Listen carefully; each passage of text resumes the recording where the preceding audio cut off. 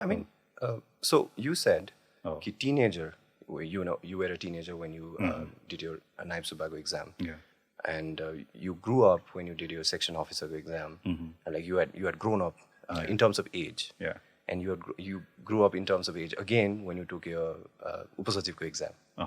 अनि there must have been some change हैन त एक्ज्याक्टली त्यो एक्जाम दिने तरिकामा लेख्ने तरिकामा त्यो कन्टेन्टलाई बुझ्ने तरिकामा सो केही चेन्ज तिमीले पाएको थियो त्यो एक्जाममा जब तिमी बसेर एक्जाम लेखिरहेको थियो अथवा पढिरहेको थियो प्रिपरेसन गर्दै गर्दाखेरि because there are so many people who are also preparing for नासु who are also preparing for section officer and उपसचिव what changes did you feel in your own preparation like हेर्दाखेरि चाहिँ कस्तो महसुस हुन्छ अहिले Okay, I think it will be useful if I give more elaboration about all my 3 stages of exam. त्यसमा कसरी evolve भयो, चेन्ज भयो, सिफ्ट भयो भन्ने. सो म नाइब सुब्बाको परीक्षा एपियर गर्दा चाहिँ त्यो फिल्डमा म रिलेटिभली म नयाँ थिएँ. Like I was quote and quote uninitiated, right? I was relatively new. So मसँग त्यति धेरै आइडियाहरू थिएन. मटेरियल्सको हिसाबले चाहिँ आई थिङ्क त्यति बेला बजारमा जे किताबहरू थियो I got hold of those.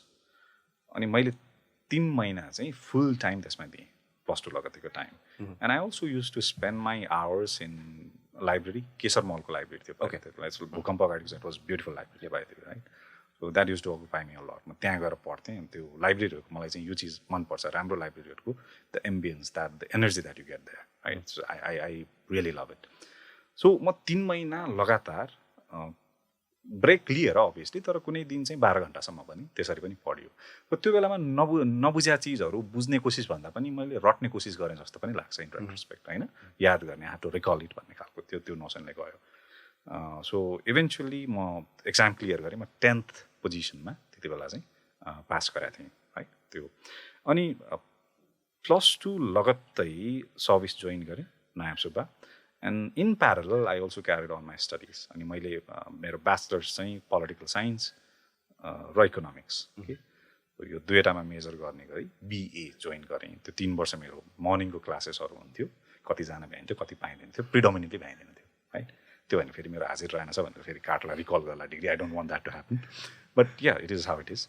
So when I was preparing for my section officers exam, so things were running in parallel. So what I was exploring for my political science papers was also in a way reinforcing my preparation for section officers exam. त्यो बेला त section अफिसरको नयाँ syllabus नै आइसकेको थिएन कि. So section अफिसरको लागि तयारी गरिरहेको छु नभनिकनै मैले पोलिटिकल साइन्सको जुन पब्लिक एडमिनिस्ट्रेसनको पेपर छ, इन्टरनेसनल स्टडिज भनेर त्यहाँ इन्टरनेसनल रिलेसन्स प्लस इन्टरनेसनल लको पेपर छ, त्यसमा मैले राम्रो तयारी गरिरहेको थिएँ. Kind of it help. पछि त्यसले पनि रिइन्फोर्स गरे जस्तो लाग्छ. अनि अर्को भनेको चाहिँ मैले जे चिज मैले नासुको परीक्षामा थिएन, त्यो सेक्सन अफिसरको परीक्षा दिनुभन्दा अगाडिको केही वर्ष चाहिँ मेरो रिडिङ ह्याबिट चाहिँ राम्रो गरी डेभलप भएको थियो. I use to explore books, होइन? I use to explore like proper journal articles, एसेजहरू बढीभन्दा बढी पढ्ने, आफूलाई लिट्रेचरमा एक्सपोज गर्ने. त्यसमा चाहिँ इन्ट्रेस्टिङ के हुँदो रहेछ भने पहिलो फ्यु फेजेसहरू चाहिँ it is a steep learning curve. You 10% बुझिन्छ, 90% बुझिँदैन. So now you hit a fork on the road. यो बुझिँदैन, अब बुझिँदैन भनेर पढ्न छोड्नु त क्यारी अन, होइन? अनि एउटा पोइन्टमा चाहिँ जति फेमिलराइज हुँदै गयो, मेरो केसमा त्यही भएको थियो, जति फेमिलराइज हुँदै गयो, ओके यो भनेको थियो, यो नि यो भनेको थियो, त्यो क्ल्यारिटी आउँदै गयो कि. सो मैले त्यो लिट्रेचरको कन्जम्सन चाहिँ धेरै गरेँ सेक्सन अफिसरको एक्जामको लागि. That was my basis. So एउटा कुरा लाइक मेनी पिपल से हामी सर्भिसमा आइसकेपछि लोकसेवाको तयारी गर्दाखेरि पनि फिक्सन भर्सेस नन फिक्सन, होइन? Which one is more important? I'm like definitely looks like non-fiction is more important, right? But like, also depends on how we define what is important, right? Yeah, I mean, so my question say, which I also have been going inside of myself, you know, which one is more important, like exam writing होस् अथवा knowledge building को लागि होस्? I mean, knowledge त जहाँबाट पनि आउँछ, स्रोत त जहाँबाट पनि हो. Like, what was your त्यो book को choice चाहिँ? Was it more fiction or like non-fiction?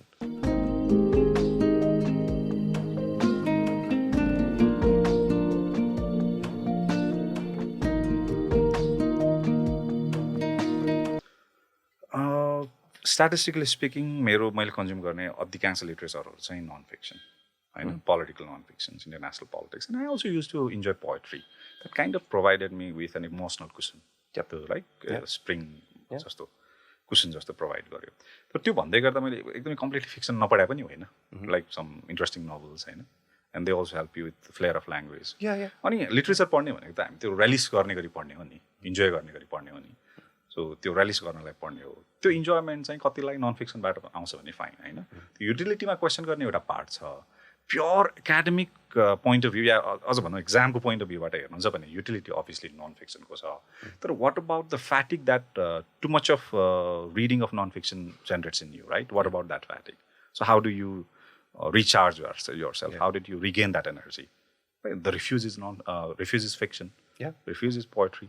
So, statistically speaking, I consumed a lot non-fictions, political non-fictions, international politics, economics. मेरो major economics मा भएको हुनाले I was also fascinated by all things economics है त्यो बेलामा चाहिँ अनि मलाई international law को पनि अलिअलि छनक भएको हुनाले मैले अलिअलि हेरेँ त्यो बेलामा त्यो पनि एक्सप्लोर गरेँ.